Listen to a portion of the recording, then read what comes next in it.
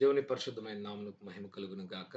ఈరోజు కూడా దేవుడు మనకు కృపగా ఉండి, క్రొత్త దినాన్ని చూడడానికి మన ఆయుష్కాలంలో ఒక దినాన్ని కూడా దేవుడు ఇవ్వడం అనేది జరిగింది. దాన్ని బట్టి దేవుని స్తుతిస్తున్నాను. கர்த்தருடைய பரிசுத்த நாமத்துக்கு ஸ்தோத்திரம்.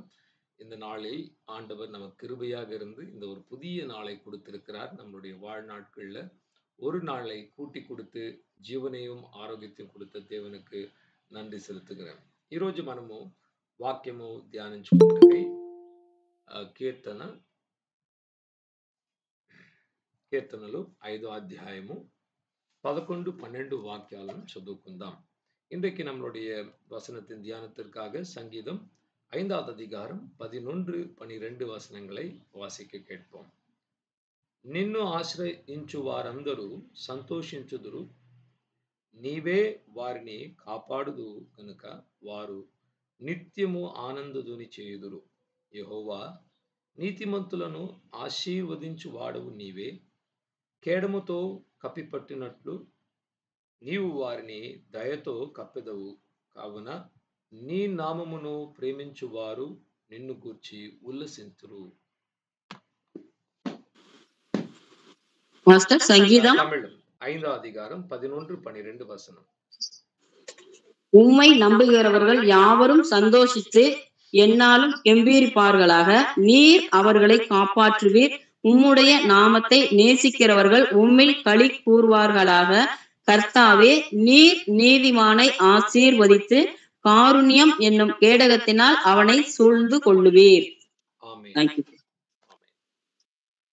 దావీదు రచించిన ఈ యొక్క కీర్తనలు, ఈ యొక్క పాటలో కొన్ని சத்தியாలు வெల్లடி చేస్తున్నాడు. தாவீது அவர் எழுதின இந்த பாடல்ல சில సత్యமான వార్తகளை எழுதியிருக்கிறார். మనందరికి తెలియాల్సిన ఒక కార్యము కీర్తనలు వచ్చి పాటలు అన్నమాట. Him writing. ఆ కాలంలో ఆయన రాసుకున్నాడు. దేవుడు వర్ణించి కొన్ని పాటలు పాడి యెహోవాను స్తుతించడం అనేది జరిగింది.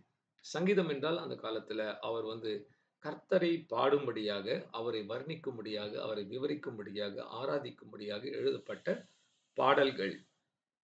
పాటల ద్వారా దేవుని సత్యాన్ని, ఆయన నేర్చుకున్న కార్యాలను కూడా ఆయన రాసి పాడి ఈరోజు మనకు వాక్యంలో ఒక భాగంగా కూడా ఈ కీర్తనలు ఇవ్వబడి ఉన్నది.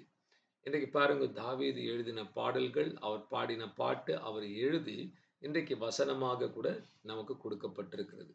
అనేక పాటలు ప్రవచనంగా కూడా రాసుకున్నాడు అన్నమాట. జరగబోయే కార్యాలు దేవుడు ఆ యొక్క కీర్తనలు రచిస్తూ ఉండగా తన ఆత్మ ద్వారా బలపరిచి రాబోయే కార్యాలను కూడా చూపించాడు. இந்த இடத்துல அநேக சங்கீதங்கள் அவர் தீர்க்க தரிசனமாக சங்கீதங்களை எழுதியிருக்கிறார். நடக்க போகிற కార్యங்களை அவர் మున్కూட்டி కర్తరుடைய ఆవినాలు எழுதியிருக்கிறார். ఉదాహరణకు కీర్తనలు 22 మీరు చదువుకున్నట్ల యేసుక్రీస్తు యొక్క మరణము, ఆయన అనుభవించే ఆ శ్రమలు ఎలా ఉంటాయని కూడా చాలా చక్కగా దాదాపు 700, 800 సంవత్సరాల క్రితమే యేసయ్య ఎలా మరణిస్తాడని కూడా రాయబడి ఉన్నది. ஒரு உதாரணத்துக்கு நீங்க சங்கீதம் 22வது சங்கீதத்தை வாசித்து பார்த்தால் அந்த இடத்துல எப்படி இயேசுவானவர் மரிப்பார் என்று தீர்க்க தரிசனமாக தாவீது ஒரு 700, 800 வருஷத்துக்கு முன்பாகவே அவர் எழுதி வைத்திருக்கிறார். அவருடைய மரணம் எப்படி இருக்கும் என்று கூட சொல்லப்பட்டிருக்கிறது. నా చేతులకు కాళ్ళకు వాళ్ళు మేకులు కొట్టారు అని కూడా కీర్తనలు 22లో దావీదు రాయడము, పాడడం జరిగింది. என்னுடைய கால்களுக்கும் கைகளுக்கும் அவர்கள் ஆணிகளால் அடித்து என்னை தொங்க விடுவார்கள் என்று எழுதப்பட்டிருக்கிறது సంగీతం 22లో. ఆశ్చర్యకరమైన విషయం ఏంటంటే కీర్తనలు 22 ఆ కీర్తన రాసేటప్పుడు సిలువలో ఇలా చేతులు కాళ్ళు మేకులు కొట్టే ఒక శిక్ష అంటూ ప్రపంచంలో ఎక్కడా ప్రారంభింపబడలేదు. గుర్తించండి. நன்றாக கவனித்து கேளுங்க. சங்கீதம் 22 அந்த சங்கீதத்தை எழுதுகிற காலத்தில், தாவீது எழுதின காலத்தில் என்னுடைய கைகளுக்கும் கால்களுக்கும் ஆணிகள் அடித்தார்கள் என்று அவர் சொல்லப்பட்ட அந்த சிலுவையின் மரணம் அந்த காலகட்டங்கள்ல உலகத்துல எங்கேயுமே இல்ல. அப்படிப்பட்ட ஒரு தண்டனை என்கிற தண்டனையே கிடையாது. ఒక 1000 సంవత్సరాలైన తరువాత రోమీయులు వచ్చిన ఆ సమయంలో వాళ్ళు ద్రోహులను, దేశద్రోహులను దేశముకు విరుద్ధంగా, ప్రభుత్వం విరుద్ధంగా తిరుగుబాటు చేసే వారిని హింసించి చంపాలంటే ఎటువంటి శిక్షిస్తే బాగుంటుందని వాళ్ళు ఎంతగానో ప్రయత్నించి చివరిగా సిల్వలో చేతులు కాళ్ళు కొట్టడం అన్నది వాళ్ళు కనబెట్టారనమాట. ఈ రోజు వరకు ప్రతి మరణము మనల్ని ఎవరైనా హింసిస్తే అటువంటి మరణశిక్ష విధించినప్పుడు సిల్వ లాంటి అతి ఘోరమైన మరణము, చాలా ఎక్కువ బాధను, హింసను ఇచ్చే మరణము, సిల్వ లాంటి మరణము ఎక్కడా లేదండి.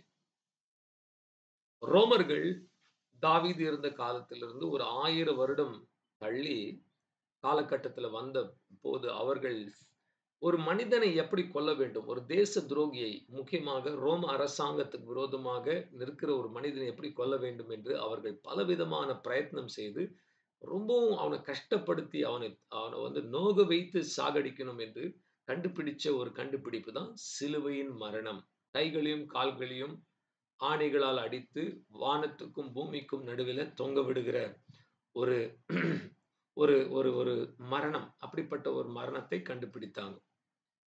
ఈరోజు ఇంగ్లీష్‌లో ఒక పదం ఉంది. Excruciating pain. అది చాలా ఆహ్, భయంకరమైన నొప్పినొచ్చి ఎలా చెప్తారంటే ఎక్స్‌క్రూషియేటింగ్ పెయిన్.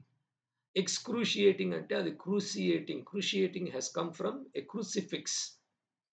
ఎక్స్‌క్రూషియేటింగ్ అనే పదం ఎక్కడి నుంచి వచ్చిందంటే చాలా భయంకరమైన నొప్పి అని చెప్పుకున్నప్పుడు, క్రూసిఫిక్షన్ అంటే సిలువలో కలిగే మరణము, అటువంటి వేదన నాకు కలుగుతుందన్న ఒక పదము ఈరోజు ఆంగ్ల భాషలో మనం வாடுతుంటున్నామన్నమాట.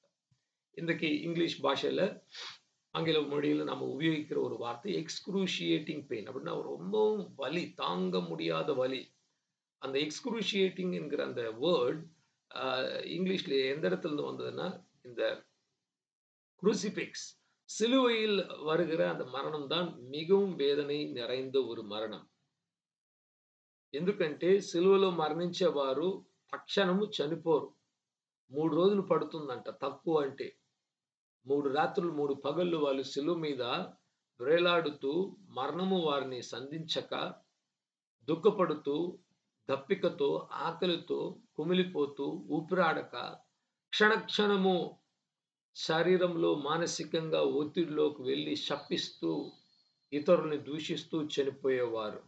சிலுவையின் மரணம் எப்படிப்பட்ட மரணம் என்றால், கிட்டத்தட்ட ஒரு 2லிருந்து 3 நாள் மேல பிடிக்கும். அவங்க உயிர் போகாது. கால்களும் கைகளும் அறையப்பட்டிருக்கும். அவங்க வந்து மற்றவங்கள வந்து தூஷித்து, சரீரத்தில வேதனை, மூச்செடுக்க முடியாது, தாகம், நாக்கு ஒட்டிக்கொண்டு పోகும், పసి, அப்படிப்பட்ட పసి వేదనలో మరిపాంగ.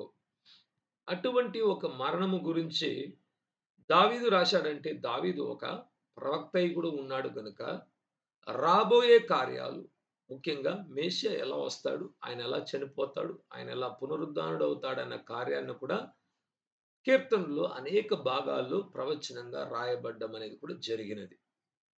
தாவீது ஒரு தீர்க்கதரிசியாக இருக்கிறனால, அவர் இந்த சங்கீதங்களை நாம் வாசித்து பார்க்கும்போது முக்கியமாக மேசியா, இரட்சகர் எப்படி வருவார், அவர் எப்படி மரிப்பார், அவர் எப்படி உயிரோடு எழுந்து கொள்வார், எப்படி அவருடைய சரீரம் உயிர்ப்பிக்கப்படும் என்கிற காரியங்களை குறித்து எல்லாம் కూడా எழுதியிருக்கிறார். ఇప్పుడు ఈ రోజు మనం ఇక్కడ చదువుకున్న వాక్యము కీర్తనలు 5వ అధ్యాయము 11, 12 వాక్యాలను చూద్దాం. నిన్ను ఆశ్రయించిన వారందరూ సంతోషించుదురు. கர்த்தரை சார்ந்து கொண்டவர்கள், இல்லாவிட்டால் விசுவாசிக்கிறவர்கள், கர்த்தரிடத்துல போய் தஞ்சம் அடைகிறவர்கள், ஆண்டவர் தான் எனக்கு துணை என்று தஞ்சம் அடைகிறவர்கள், அவர்கள் மகிழ்ச்சியாக இருப்பாங்களாம். பாருங்க எவ்வளவு ஒரு நல்ல விஷயம். ప్రభునందు మనము మన విశ్వాసాన్ని, మన ఆశ్రయాన్ని ఉంచినట్ల మొట్టమొదటిగా సంతోషం అనేది ఒక వ్యక్తిలో కలుగుతుందని కూడా దేవుని వాక్యం చెప్తున్నది.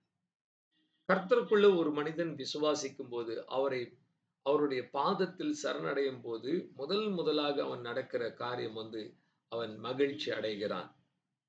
ఈరోజు మనకు అటువంటి సంతోషం లభిస్తున్నదా ప్రభునందు? ఇందుకి அப்படிப்பட்ட ஒரு மகிழ்ச்சி அப்படிப்பட்ட ஒரு ஆனந்தம் நமக்கு கர்த்தருக்குள்ள கிடைக்கிறதா? నీవే వారిని కాపాడుదువు గనుక వారు నిత్యము ఆనందధ్వని చేయుదురు.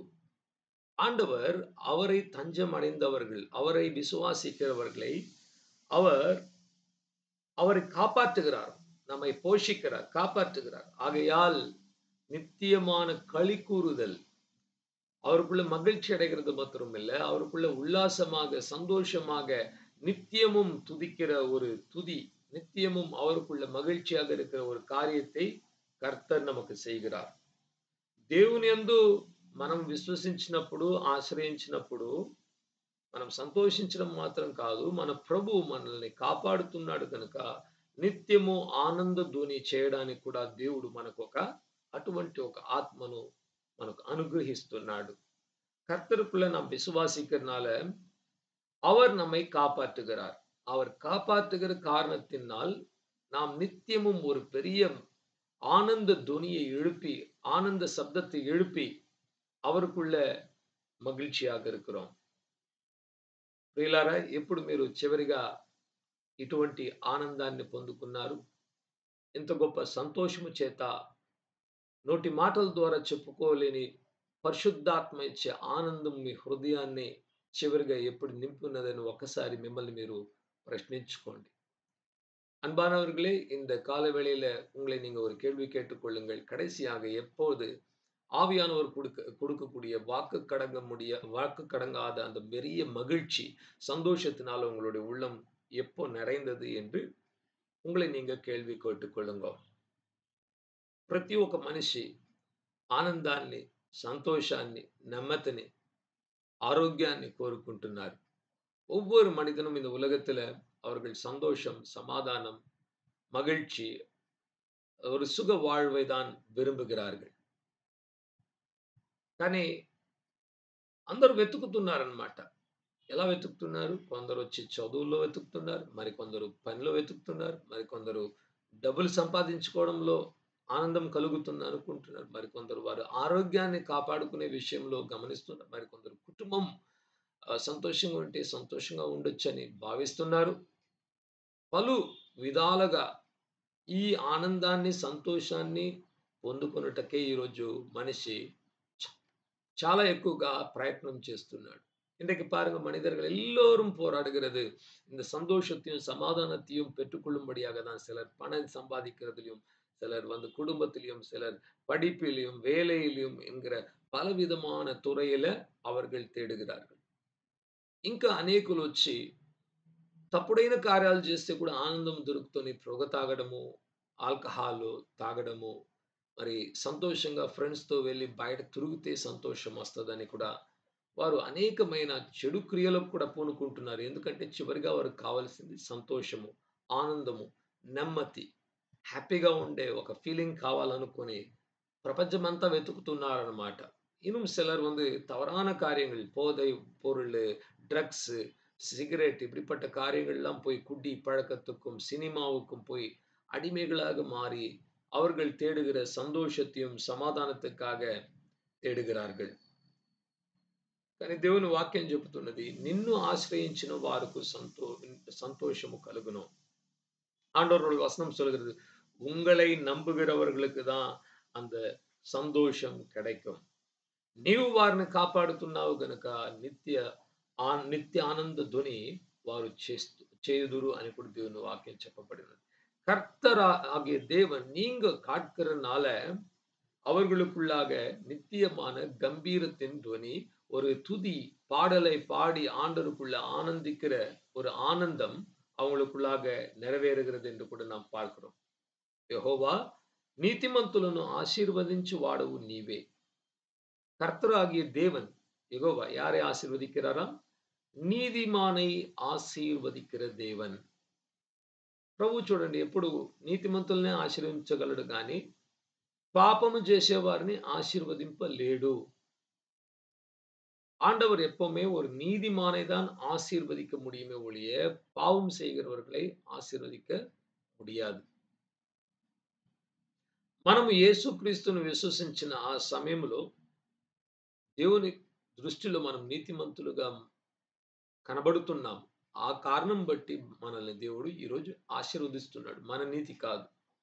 இன்றைக்கு நாம் இயேசு கிறிஸ்துவை விசுவாசிக்கிறதுனால நாம் நீதிமான்களாக மாறுகிறோம். அந்த நீதியினால நம்மை கர்த்தர் ఆశీర్వదిக்கிறார். పాపము చేసేవారు, దుష్టక్రియలు చేసేవారిని దేవుడు ఎదిరిస్తున్నాడు. ఈ భూమిలో ఉన్న చట్టం కూడా వారిని ఎదురిస్తున్నది, ఖండిస్తున్నది. తప్పు చేసిన వారికి శిక్ష అనేది ఖచ్చితంగా లభిస్తది. ఒకవేళ ఈ ప్రపంచంలో తప్పించుకుంటే కూడా భూమి మీద ఇక్కడున్న ప్రభుత్వాల చేతి నుంచి తప్పించుకుంటే కూడా దేవుని సన్నిధి నుండి ఎవ్వరు కూడా అసలు వాళ్ళు ఆ కార్యమునకు తగిన ప్రతిఫలాన్ని పొందకుండా వెళ్ళలేరు. தவறு செய்கிறவர்கள், பாவம் செய்கிறவர்கள், துஷ்ட கிரியைகளை செய்கிறவர்கள் இந்த பூமியில தண்டிக்கப்படுவார்கள். அப்படி தண்டிக்கப்படாவிட்டாலும் கர்த்தருடைய தண்டனையிலிருந்து யார் ஒருத்தரும் தப்பிவிட முடியாது. మన యెహోవా మన దేవుడే మనకు కేడముగా ఉండి మనల్ని కప్పుతున్నాడంట. ఆయన దయ చేత మనల్ని కప్పుతున్నాడు. கர்த்தர் தான் நமக்கு ஒரு துருக்கமாக இருந்து, ஒரு கேடயமாக இருந்து நம்மை அவருடைய தயவால, அவருடைய கிருபையினால நம்மை మూడుகிறார். నీ నామమును ప్రేమించువారు నిన్ను గూర్చి ఉల్లసింతురు. உங்களுடைய நாமத்தை நேசிக்கிறவர்கள் உம்மில் மகிழ்ச்சி அடைவார்கள் என்று கூட వచనం எழுதப்பட்டிருக்கிறது. ఈరోజు అటువంటి ఆనందం మన జీవితంలో ఉందా? இன்றைக்கு அப்படிப்பட்ட ஒரு மகிழ்ச்சி நமக்குள்ள இருக்கிறதா? రక్షణానందము అని కూడా బైబిల్ వాక్యంలో చెప్పబడుతున్నది. రక్షిப்பின் సంతోషం என்று கூட వేద పుస్తకத்தில் சொல்லப்படுகிறது. రక్షింపబడిన వారికి ఒక గొప్ప ఆనందం అనేది ఉంటూ ఉంటుంది. రక్షిக்கப்பட்டவர்களுக்கு ஒரு பெரிய மகிழ்ச்சி என்பது இருந்து கொண்டே இருக்கும். దావీదు 51వ కీర్తనలో బత్షెబతో పాపము చేసిన తరువాత ఆయన పశ్చాత్తాపపడి ఆ యొక్క కీర్తన రాసినప్పుడు రాయడం ఎలా జరిగిందంటే, ప్రభువా రక్షణ ఆనందాన్ని నా యొద్ద నుంచి నువ్వు తీసివేయకు అని చెప్పాడు. అప్పుడు రక్షణ ఆనందం ఎప్పుడు వెళ్ళిపోతుంది? మనం పాపములో జీవించినప్పుడు, అవిధేయతలో జీవించినప్పుడు, దేవునికి విరుద్ధంగా కార్యాలు దేవుని బిడ్డలుగా ఉన్న మనం చేస్తే కూడా ఆ రక్షణ వెళ్ళిపోదు గాని ఆ రక్షణ ఆనందాన్ని కోల్పోతూ ఉంటాము. சங்கீதம் 51வது அதிகாரத்துல தாவீது சொல்லுகிறார், பத்செபாளோடு பாவம் செய்ததுக்கு பிறகு அவர் மனம் திரும்பி மனம் கசந்து அந்த சங்கீதத்தை எழுதும்போது சொல்லுகிறார், ஆண்டவரே ரட்சிப்பின் ஆனந்தத்தை என்னிலிருந்து எடுத்து போடாதிரும். ரட்சிப்பு போகல, ஆனாலும் என்ன நடக்குது? பாவம் செய்த உடனே இல்லாவிட்டால் கீழ்ப்படியாம போன உடனே தேவன் சொல்லுகிறது போல நடந்து கொள்ளாவிட்டால் இந்த ரட்சிப்பின் సంతోషத்தை ఇழந்து పోகிறோం. ఈరోజు అనేక దేవుని బిడ్డలు రక్షణ పొంది ఉన్నారు కానీ ఆ రక్షణ ఆనందాన్ని కోల్పోయారండి.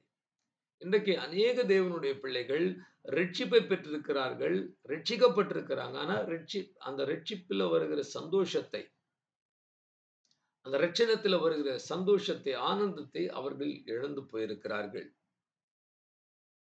ఈరోజు దేవుని సన్నిధిలో మనకు అటువంటి ఒక గొప్ప ఆనందాన్ని దేవుడు మనకిస్తున్నాడు.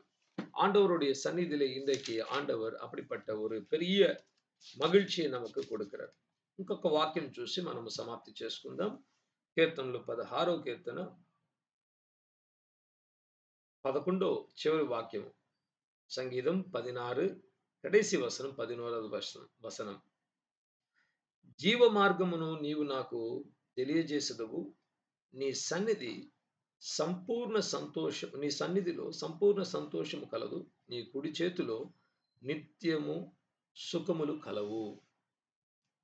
ஆண்டவருடைய வசனம் சொல்கிறது, ஆண்டவரே ஜீவ மார்க்கத்தில் நீர் என்னை நடத்துகிறீர், உங்களுடைய சமூகத்தில் ஒரு மகிழ்ச்சி, நல்ல பரிபூர்ணமான சந்தோஷம் எனக்கு இருக்கிறது, உங்களுடைய வலது பாரத்தில் நித்திய பேரின்பம் இருக்கிறது.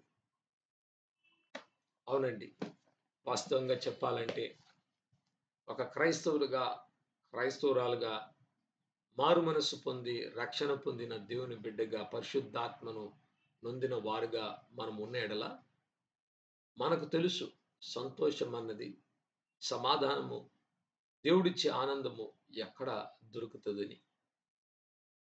உண்மையாகவே ரட்சிக்கப்பட்டிருந்து பரிசுத்த ஆவியின் அபிஷேகத்தை பெற்ற ஒரு கிறிஸ்தவனாகலும் கிறிஸ்தவளாக இருக்கிறவர்களுக்கு உண்மையான மகிழ்ச்சி, சந்தோஷம் எந்த இடத்துல கிடைக்கும் என்று நமக்கு தெரியும். ఒకవేళ ఈ లోకంలో ఉన్న వారికి తెలియదు. అలా దేవుని జ్ఞానాన్ని పొందుకోలేని వారుగా ఉన్న కారణం బట్టి, ఈ లోకంలో ఉన్న అనేక విషయాన్ని బట్టి వాళ్ళు సంతోషిస్తూ, ఆనందిస్తూ ఉంటారు. ఒక కొత్త ఫిల్మ్ వచ్చేసిందంటే వాళ్ళు ఎంత ఆనందమో చూడండి. వాళ్ళకు నచ్చిన ఒక హీరో, ఒక కొత్త ఫిల్మ్ వచ్చేస్తుందంటే 2 నెలలు, 3 నెలల ముందుగానే టికెట్లు బుక్ చేసుకొని, ఆ రోజు సెలవు తీసుకొని, తయారుబడి పొద్దున్నే వెళ్ళి, ఆ సినిమా చూసి, ఆ పటంని చూసి రావాలని కూడా వాళ్ళు ఎంతగానో ఆనందిస్తున్నారనమాట. ఉల్లసిస్తున్నారు. అది లోకము ఇచ్చే ఆనందం. కానీ లోకం ఇచ్చే ఆనందం ఎలా అంటే తాత్కాలికము. ఆ సినిమా చూసేంత వరకు ఆనందం. ఆ తర్వాత మరలా దుఃఖము వారిని చుట్టూ కమ్ముకుంటుంది. இந்த உலகத்துல இருக்கிறவர்களை பாருங்க. அவங்க வந்து ஒரு ஒரு ஒரு படம் பார்க்கறதுக்காக அவங்களுக்கு பிடிச்ச ஒரு நடிகன், ஒரு ஹீரோ வந்துட்டாங்கன்னா, அந்த படத்த பார்க்கறதுக்கு ஒரு 2, 3 மாதத்துக்கு முன்பாகவே அவங்க தயாரா இருப்பாங்க. டிக்கெட் புக் பண்ணிருவாங்க. லீவ் எடுத்துருவாங்க. ஒரு சந்தோஷமா வருவாங்க. అది ఉలగం తరుగిற సంతోషం. ఒక నిజ క్రైస్తవుడు దేవుని ఆలయానికి రావాలంటే ఎంతో ఆనందంగా ఇదిగో ఈరోజు మనం ప్రభు యొక్క సన్నిధిలో వెళ్లి దేవుణ్ణి ఆరాధించుకోబోతున్నామన్న ఒక సంతోషంతో, ఒక గొప్ప ఆనందంతో వస్తూ, స్తుతిస్తూ దేవుని ఆలయంలోనికి వచ్చి దేవుణ్ణి ஆராதிంచడం అనేది కూడా జరుగుతూ ఉంటుంది. ஆனால் ஒரு உண்மையான கிறிஸ்தவன் கர்த்தரை துதிக்கிறதுக்கும், அவரை மகிழ்ச்சியோட அவரை வந்து ஆராதிக்கிறதற்கும் அவங்க ரொம்பவும் சந்தோஷத்தோட, துதிகளோட வருவாங்க. ఈరోజు మన ఆత్మ స్థితి ఎలా ఉన్నది? ఇందుకి நம்மளுடைய ஆவிக்குரிய வாழ்க்கை எப்படி இருக்கிறது? ప్రభువును ప్రేమిస్తున్నామని చెప్తున్న మనము యేసుక్రీస్తునందు ఉల్లసిస్తున్నామా? ஆண்டவராகிய இயேசுவை நேசிக்கிறேன் என்று சொல்லுகிற நாம், ஆண்டவராகிய இயேசுக்குள்ளாக நாம் ఆనందமாக, அவருக்குள்ளாக మగిழ்ச்சியோடு இருக்கிறோమా? ప్రపంచమంతా వెతికినను మనకు దొరకని సంతోషాన్ని దేవుడు మన హృదయంలో పరిశుద్ధాత్మ ద్వారా ఇస్తున్నాడు. உலகமெல்லாம் தேடினாலும் கிடைக்கக்கூடியாத ஒரு பெரிய சந்தோஷத்தையும், சமாதானத்தையும் தேவன் நமக்கு பரிசுத்த ஆவியின் மூலமாக கொடுக்கிறார் என்கிற కార్యத்தை కూడా நாம் தெரிந்து கொள்ள வேண்டும். చివరిగా ఒక మాటను చెప్పి మనం ప్రార్థన చేసుకుందాం. కడసియా ఒరే ఒక వార్తயை சொல்லி నేను చెవిక విరుంబుறேன். ప్రతి ఒక్క ఆత్మలో, ప్రతి ఒక్కరి మనస్సులో, ఆత్మలో ఏముంటుందంటే ఒక వ్యర్థం అనేది ఉంది. ఆ వ్యర్థమైన ఆ ప్రదేశము சந்தோஷாన్ని கோருకుంటుంది, నెమ్మదిని కోరుకుంటుంది. ஒவ்வொருத்தருடைய உள்ளத்துல ஒரு வெறுமை காணப்படுகிறது. அந்த வெறுமையான ஸ்தலம் வந்து ஒரு சந்தோஷத்தையும், ஒரு సమాధానத்தையும் தேடுகிறது. మనలో ఆత్మీయంగా ఒక ఆకలి ఎప్పుడు ఉంటూ ఉందన్నమాట. நமக்குள்ள ఆవిக்குரிய ஒரு పసి எப்பொழுதும் இருந்து கொண்டே இருக்கிறது. ఇంకా క్లుప్తంగా చెప్పుకోవాలంటే, బాగా ఆకలిగా ఉన్న వ్యక్తికి ఆహారం అవసరమండి. ఎటువంటి ఆహారం అంటే రుచికరమైన ఆహారము లేదు. ఏదైనా ఒకటి దొరికితే చాలు అన్న ఒక స్థితి అనేది కూడా తిండి లేని వాళ్ళకే అది తెలుసనమాట. పస్తుగా ఉన్న వాళ్ళకి తెలుసు. 10 రోజులు ఆహారం లేకుండా ఉంటే ఏదిచ్చినా, గంజిచ్చినా తాగేస్తారు. కానీ ఈరోజు మనకు ఎక్కువ ఉండడం వల్ల చాయిస్ తీసుకుంటున్నాం మనం. ఇది నాకు నచ్చదు, ఇది నేను తినను, అది నాకు వద్దు, అది నా యొద్దకు ఉంచొద్దు, నేను అసలు ముట్టుకోను, నిన్న చేసింది ఈరోజు తినను అని అనేకమైన చూజీగా మనం ఉండడానికి కారణం ఏంటంటే, ఎక్కువ వసతి ఉండడమే కారణం. 50 సంవత్సరాల ముందు మన భారతదేశంలో చూసిన యెడల ఆహారానికి ప్రజలు చాలా కష్టపడ్డారు. 2 పూటలు ఆహారం దొరకడం కష్టమనమాట. అటువంటి సందర్భాల్లో ఏదిచ్చినా తినగలిగే ఒక వ్యక్తిగా ఉంటారు. ஒரு உதாரணத்துக்கு சொல்ல வேண்டும் என்றால், பசியாக இருக்கிறவனுக்கு எந்த ஆகாரத்தை கொடுத்தாலும் சாப்பிடுவான். அவனுக்கு வந்து இது வந்து ருசியா இருக்கணும் என்கிற அவசியமே கிடையாது. நாம் இன்றைக்கு வந்து அநேக வீட்ல நமக்கு ஆகாரமும் நெறைய சாப்பிடுற பொருள் இருந்தாலும் நம்ம சாப்பிட மாட்டேங்கிறோம். இதெல்லாம் எனக்கு பிடிக்காது. இதுதான் பிடிக்கும். இத நான் சாப்பிட மாட்டேன். அது எனக்கு ஒத்து வராது என்று சொல்லி ஏன் சொல்லுகிறேன்னா, நமக்கு நெறைய ஆப்ஷன்ஸ் இருக்கு. தேர்ந்தெடுக்கக்கூடிய நெறைய காரியங்கள் இருக்கு. ஆனா 50 வருடத்துக்கு முன்பாக நம்ம இந்திய தேசத்துல கூட 2 வேளை ஆகாரம் கிடைக்காம எவ்வளோ కష్టపడ్డ కాలంகள் ఇరుందు కొండే இருக்கிறது. ఇంకా చెప్పుకోవాలంటే చాలా ఆకలిగా ఉన్న వాళ్ళు రోడ్డు మీద ఉన్న ఆహారాన్ని కూడా తినేస్తారన్నమాట. కింద పడేసినవి. వాటిని తింటారా అంటే ఖచ్చితంగా ఒక మనిషి బ్రతకడానికి ఏవైనా చేస్తాడు. இன்னும் சொல்ல வேண்டும் என்றால், ஒருவன் மனிதன் மிகவும் பசியில் இருக்கும்போது, எங்கேயாவது ரோட்டு ஓரத்துல అழுக்கான ఆహారం இருந்தா కూడా அதை எடுத்து புசிப்பான். ఒకవేళ మీరు అనుకోవచ్చు, నేను చచ్చినా తినను. இத கேட்கும்போது நீங்க நினைக்கலாம், நான் మరిచాலும் அப்படிப்பட்ட సాப்பாடு సాப்பிட మాటేன். మీకు నిజంగా జరిగిన ఒక ఆహ్, కృ ఒక సంఘటనని చెప్తున్నాను. కమ్యూనిస్టు దేశస్థులు మరి అంతకుముందు నాజీస్ అనే ఉన్నవారు, హిట్లర్ అనే వ్యక్తి కాన్సంట్రేషన్ క్యాంప్స్‌లో ప్రజలను బంధించినప్పుడు వాళ్ళకి ఆహారం ఉండేది కాదు. అప్పట్లో వాళ్ళేం చేసేవారంటే, ఆ సెల్ ఆ ప్రిజన్‌లో, ఆ చెరసాల్లో ఎలుకలొస్తే ఎలుకలను తినడానికి ప్రజలు ఒకరితో ఒకరు పోటీపడి, ఒకరినొకరు కొట్టి, ఆ ఎలుకని చంపి అలాగే పచ్చిగా తినేసేవారంట. ఆలోచించి చూడండి. పెద్ద పెద్ద ఎలుకలొస్తే ఆ రోజు వాళ్ళు హ్యాపీగా ఉండేవాళ్ళు. అన్నీ కొరికి తినేసేవారు. తీసుకొని ఇతరులకి ఇవ్వకుండా. ఒకరితో ఒకరు పోటీపడి. కాలువ నీళ్లు తాగేవాళ్ళంట. Drainage water. టాయిలెట్ వాటరు తాగడానికి కూడా అందరూ ఒకరితో ఒకరు పోటీ పడేవారు. నేను తాగుతాను, నువ్వు తాగుతావు, నేనే ముందు వచ్చాననేసి కూడా గొడవ చేసుకునేవాళ్ళు. ఎటువంటి వారు? మనకంటే ధనికులు వాళ్ళు. మనకంటే ఎక్కువ చదువుకున్న వాళ్ళు. అటువంటి స్థితిలో వెళ్ళిపోగా, శరీరము క్షీణించిపోతుంటే, శరీరంలో శక్తి తగ్గిపోతుంటే కాపాడుకోవడానికి ఎంతగానో ప్రయత్నించి చేశారు. అలా ఒక దేవుని సేవకుడు రిచర్డ్ బంబ్రెంట్ అనే దేవుని సేవకుడు కూడా తన జీవితంలో 'టార్చర్డ్ ఫర్ క్రైస్ట్' అనే పుస్తకంలో ఆయన, ఆయన భార్య సబీనా బంబ్రెంట్ ఇద్దరు కాలువ నీళ్లు తాగారంట, కాక్రోచెస్ తిన్నారంట, ఎలుకలు కూడా తిన్నారు. ప్రభువా నీకు స్తోత్రం, ఈరోజు ఎలుకను నువ్వు ఇచ్చావు అని కూడా స్తోత్రం చేసి తినేసేవారు. நடந்த சம்பவத்தை நான் உங்களுக்கு சொல்லுகிறேன். கம்யூனிஸ்ட் தேசங்கள்லயும், முக்கியமா நாசிஸ் என்கிற அந்த கொள்கை கொண்ட ஹிட்லர் ஜெர்மனி தேசத்துல பலரையும் அவங்க வந்து அந்த காலத்தில் அடிமைத்தனத்துல மாற்றி கான்சன்ட்ரேஷன் கேம்ப்ஸ்ல வச்சிருந்தாங்க. அப்படிப்பட்ட ஜெயிலுக்குள்ள அவங்க வைக்கப்பட்ட நேரத்துல ஜனங்க வந்து எலிகளை பிடித்து சாப்பிடுகிறதுக்கு ஒருத்தரோடு ஒருத்தர் போராடி சண்டை போட்டுட்டு எலியை சாப்பிடுவாங்களாம். அங்க இருக்கிற காவால வருகிற தண்ணி, இந்த டாய்லெட் வாட்டர், அதை குடிக்க கூட கியூல நின்று கொண்டு குடிப்பாங்களாம். ரிச்சர்ட் வம்பரண்ட் என்று சொல்லப்படுகிற ஒரு தேவனுடைய ஊழியர், அவங்களுடைய மனைவி சபீனா வம்பரண்ட், இவர்கள் இருவரும் கூட இப்படிப்பட்ட பல எலிகளையும், காக்ரோச்சும், அங்க இருக்கிற அழுக்கான அந்த ட்ரைனேஜ் வாட்டர்லாம் கூட குடிச்சிருக்கிறோம். ஏனென்றால் உயிரை காப்பாற்றிக் கொள்ள செய்திருக்கிறோம் என்று சொல்லுகிறார்கள். శరీరంలో ఆకలి కలిగినప్పుడు ఏది దొరకపోతే పనికిరానివి తినడానికి కూడా మనం కొనుక్కుంటాం. சரீரத்தில் நமக்கு சரியான உணவு கிடைக்காவிட்டால் ஒன்றுத்துக்கும் உதவாத అశుద్ధமானதை కూడా మనిదన్ పుసిక ఆరంభించి విడువాన్. ఇవి వింటుంటేనే కొందరికి మీలో అసహ్యం అనిపిస్తుండొచ్చు. ఎలా కాక్రోచ్‌ని అసలు చూస్తేనే బాలేదు, దాన్ని తినడం ఎలా అంటే తిన్నారు. இதை கேட்டுக்கொண்டிருக்கும்போது நீங்க நினைக்கலாம், ஒரு కాక్రోచ్ பார்த்தாவே అసహ్యంగా இருக்குது, అది எப்படி సాப்பிட்டாங்கன்னா సాப்பிட்டு இருக்கிறாங்க. అదే విధంగా ఏం చెప్పడానికి నేను ఆలోచిస్తున్నానంటే మీకు అర్థమయ్యేటట్లు, మన ఆత్మలో కూడా ఒక ఆకలి అంటూ కలుగుతూ ఉంటుందన్నమాట. எதை சொல்ல முயற்சி பண்ணுகிறேன் என்றால், எப்படி இந்த சரீரத்தில் ஒரு பசி இருக்கிறதோ, அதே போல ஒரு ஆவியில ஒரு పసి இருந்து கொண்டே இருக்கும்.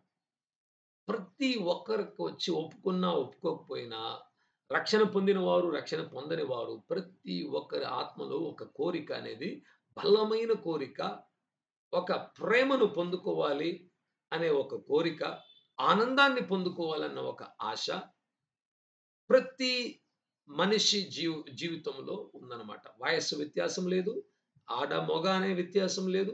అందరిలో కూడా ఇటువంటి ఒక ఆత్మీయంగా ఒక ఆనందాన్ని పొందుకోవాలి, ఆత్మలో ఒక ప్రేమను பொந்தாலన్న ఒక கோரிக்க ఉంటూ ఉన్నది. ஒவ்வொருத்தருடைய ஆத்மாவுக்குள்ளாக ஒரு ஆசை இருந்து கொண்டே இருக்குது.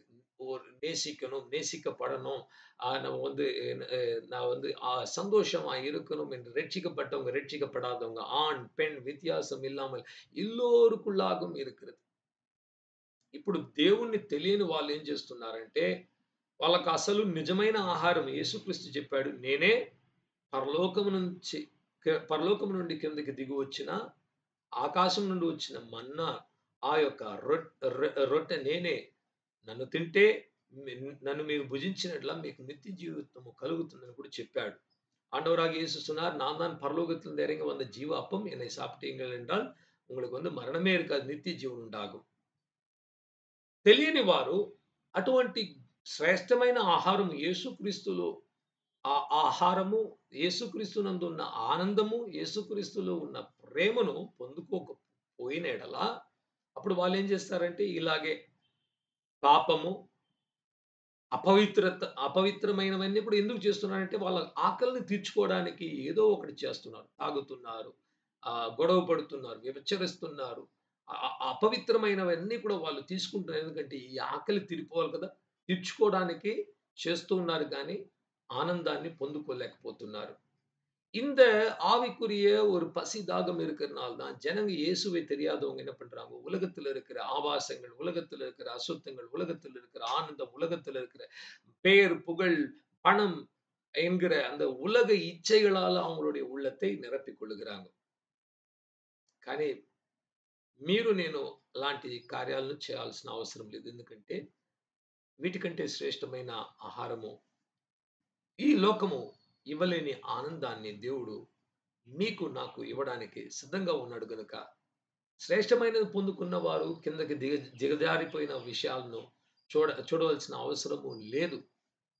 అని క్రైస్తవులుగా ఉన్న మనం కూడా దేవుని సన్నిధికి దూరం అయిపోతే ఈ ఆకలి అనేది ఉంటుంది కానీ ఆనందము దొరకదు గనుక ప్రపంచంలో వెళ్ళి ఇతరుల్లాగా వెనక్కి పడిపోయి పాత విడిచిపెట్టిన పాపాన్ని మరలా చేసేవారుగా కనబడుతూ ఉంటాం. అటువంటి వారిని పేతురు ఇలా చెప్తున్నాడు, కుక్క ఏది వాంతెత్తుందో వాటిని వెళ్ళి మరలా తిన్న దానికి సమము అని కూడా చెప్తున్నాడు. విడిచిపెట్టిన పాపాన్ని మరలా చేయడము.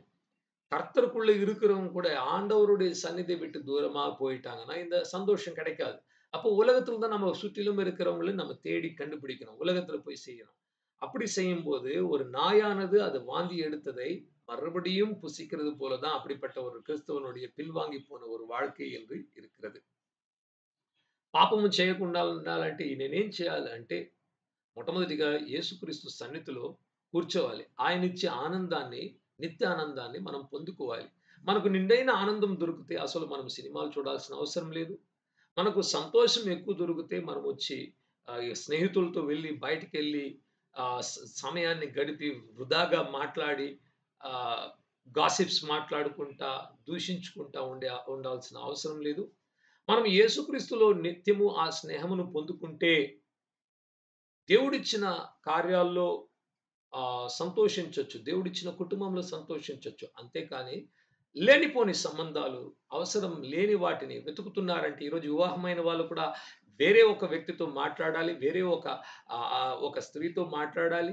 వారితో సంబంధాలు ఉంచుకోవాలంటున్నారంటే వాళ్ళకు ఆనందం లేదు జీవితంలో. పాపం చేసే వారిని చూడండి, వాళ్ళలో ఆనందం లేదు. వాళ్ళలో దేవుని సన్నిధి లేదు గనుక పడిపోతున్నారన్నమాట. இன்னைக்கு பாருங்க, நமக்குள்ள ஆண்டவருக்குள்ள நித்தியமான சந்தோஷம் நமக்குள்ள கிடைச்சிருச்சுன்னா உலகத்துல இருக்கிற சந்தோஷத்தை நாம் தேட மாட்டோம்.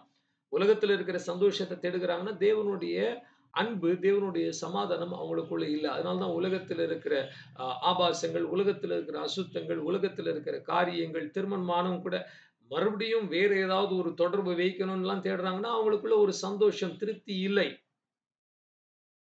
కానీ ప్రభువునందు ఉన్నవారు, దేవునిలో నిలబడుకున్న వాళ్ళు ఎందుకు పాపం చేయడం లేదు, వీళ్ళెందుకు ఇలా ఉన్నారు అని చూస్తే వాళ్ళు దేవుని ఆనందాన్ని పొందుకుంటున్నారు. కావలసిన వాళ్ళ ఆత్మ తృప్తిని అందుతున్నది.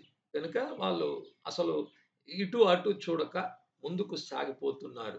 சில பாருங்க ஆண்டவருக்குள்ள எப்படி ஃப்ளரிஷ் ஆயிட்டு இருக்கிறாங்கன்னா அவங்க ஆண்டவருடைய சந்நிதியில இருந்து, ஆண்டவருடைய சமூகத்தில இருந்து அந்த நித்திய பேரின்பத்தினால నిరపப்படுகிறாங்க. మరొకసారి చివరిగా నెక్స్ట్ టైం మీలో పాపపు శోధనలు వస్తున్నదంటే మీరు దేవుని సన్నిధికి దూరం అయిపోతున్నారు. దేవుని సన్నిధిని కోరుకోండి, చీకటి వెళ్ళిపోతుంది. அடுத்த முறை பாவ சோதனைகள் இல்லாவிட்டால் சிந்தனைகள், வருத்தம், பாரம், துக்கம் வருகிறது என்றால் நாம் தேவனுடைய சமூகத்தை விட்டு దూరமா இருக்கிறோம் என்று అర్థం. ఆండవరుடைய సముఖத்தை తేడుంగల్. మనం పాపాన్ని విడిచిపెట్టడానికి ఎంతగానో ప్రయత్నిస్తున్నాం. అలా చేస్తే అస్సలు విడుదల కలగదు. కొమ్మల్ని కత్తిరించినట్లు రూట్ దేవుని సన్నిధి, దేవుని యొక్క ప్రేమ మన హృదయంలో నింపబడాలి. ఆ విషయాన్ని చేయక ఇవి వదిలిపెడతాను, అవి వదిలిపెడతానంటే వెళ్ళదు. పాపం అనేది చేసే క్రియలు కాదు. ఆలోచన, అది హృదయంలో ఉన్న భావనలు. நான் வந்து இதை விட்டு விடுகிறேன், அதை விட்டு விடுகிறேன்றது அது மாத்திரம் போதாது. இதெல்லாம் வந்து கிளைகளை வெட்டுகிற மாரி. அதனுடைய வேர் எங்க இருக்கிறது? இயேசு கிறிஸ்துவோடைய சமூகத்துல அவருடைய சந்தோஷத்த பெறணும். அதை செய்யாம இவைகளெல்லாம் செஞ்சா கூட பாவமானது நம்ம செய்கிற கிரியைகள் கிடையாது. அது வந்து உள்ளத்துக்குள்ள இருக்கிற ஒரு ஆலோசனை, உள்ளத்துக்குள்ள இருக்கிற ஒரு ஏக்கம், உள்ளத்துக்குள்ள இருக்கிற ஒரு விரோதம், தேவனுடைய வார்த்தைக்கு கீழ்ப்படியாம இருக்கிற ஒரு విరోధం. కీర్తనకారుడు చెప్తున్నాడు. నిన్ను ఆశ్రయించిన వారు సంతోషింతురు. నిన్ను ప్రేమించిన వారు నీలో ఉల్లసింతురు. சங்கீதக்காரன் சொல்கிறார், உங்களை விசுவாசிக்கிறவன் அவன் சந்தோஷம் அடைவான். உம்மை நேசிக்கிறவன் அவன் பெரும் మகிழ்ச்சியினால నిరపబడువాన్. దేవుడు అటువంటి గొప్ప ఆనందము యేసు క్రీస్తునందు సంపూర్ణమైన ఆనందము మీకు నాకు చివరి వరకు మన ఆయుష్కాలం అంతా కూడా ఇచ్చి దేవుడిని ముఖాముఖిగా చూసే ఆ రోజంత వరకు మనము పరిశుద్ధతలో పెరుగుతూ, ఆనందములో పెరుగుతూ, దేవుని ప్రేమలో అత్యధికంగా సంపాదించుకొని, దేవుని ప్రేమను ఎక్కువ సంపాదించుకొని ముందుకు సాగి, ప్రభువా ఇదిగో నీ ప్రేమలో నేను నిలకడగా ఉన్నాను. నీ సన్నిధిలో నాకు ఆనందము అని చెప్పేవారిగా దేవుడు మనల్ని మార్చునుగాక. దేవుడి వాక్యాన్ని దీవించునుగాక. ఆమేన్. கடைசியாக நாம் வந்து ஆண்டவருடைய சந்நிதியில போகிற வரைக்கும் இந்த தெய்வீக அன்பிலையும் சமாதானத்திலையும் நீதியிலையும் வளர்ந்து கொண்டு அவர் தருகிற மகிழ்ச்சியில வளர்ந்து கொண்டு கடைசியில ஒரு நாள் அவரை போய் பார்த்து ஆண்டவரே உங்களுடைய சமூகத்தில் எனக்கு பெரிய மகிழ்ச்சி இருக்கிறது. உங்களுடைய உங்களுடைய வலது பார்வத்தில் எனக்கு நித்திய పేరిன்பం இருக்கிறது என்று కూడా நாம் சொல்லலாம். మీలో అనేకులు సాక్ష్యం చెప్పగలరు. నేను కూడా చెప్పగలను. ఎక్కడా లేని సంతోషం. ఎప్పుడు నాకు బాగా ఆలోచించేవాడిని. నాకు ఎక్కడ ఎక్కువ సంతోషం దొరుకుతుంది నా జీవితంలో అంటే, డబ్బులొచ్చినప్పుడు దొరకలేదు. చదువులు చదువుకున్నప్పుడు ఆనందము అంత ఆనందం అనిపించలే. పెద్ద స్థాయికి ఎదిగిపోతూ ఉంటే ఆనందం అనిపించటం లేదు. మరి లోకంలో ఏ వస్తువులు కొనుక్కున్నా ఎక్కడా లేని ఆనందం ఎక్కడ కనబడుతుందంటే, ఒక గదిలో కూర్చొని, తలుపేసుకొని, మోకాళ్ళు వంగి దేవుని స్తుతిస్తూ, ఆయన ప్రేమను తలంచుకుంటూ, నన్ను ఎంతగా దేవుడు ప్రేమిస్తున్నాడు అని ఆనంద బాష్పాలు వచ్చినప్పుడు, అప్పుడు దొరికే ఆ ఆనందము పీకు ఏ పాపములో లేదు. ఏ లోకమిచ్చే ఫుడ్‌లో లేదు. ఎక్కడ లేని అటువంటి ఆనందాన్ని దేవుడు నాకిచ్చాడని నేను ఖచ్చితంగా 100% చెప్పగలనన్నమాట. I have a great joy in his presence. ఆయన సన్నిధిలో కూర్చున్నప్పుడు నా ఆనందము ఎక్కడ ఎవరి దగ్గర లేదు. ఎవరితో మాట్లాడితే కూడా అంత సంతోషం లేదు. యేసుక్రీస్తుతో ఉన్నదన్నమాట. ఇదే సాక్ష్యం మీలో కూడా ఉంటుంది. మీరు కూడా పోల్చుకోండి. ఇవి చెప్తుంటే ఇప్పుడు మీరు కూడా అనుకోవాలి. నా జీవితంలో కూడా ఇలాగే దేవుడు చేస్తున్నాడు.